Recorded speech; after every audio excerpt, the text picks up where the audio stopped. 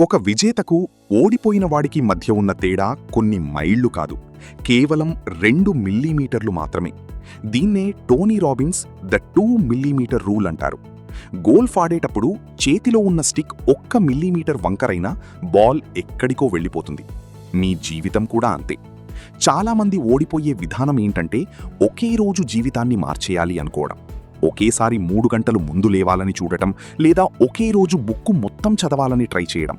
దీనివల్ల చివరకు వచ్చేది బర్న్అవుట్ మాత్రమే. కానీ విజేత విధానం వేరు. ఈరోజు కేవలం ఒక అరగంట ముందు నిద్రలేవండి. ఇది మీకు ఏడాదికి 182 గంటల అదనపు సమయాన్ని ఇస్తుంది. సోషల్ మీడియా బదులు రోజుకు 10 పేజీలు చదవండి.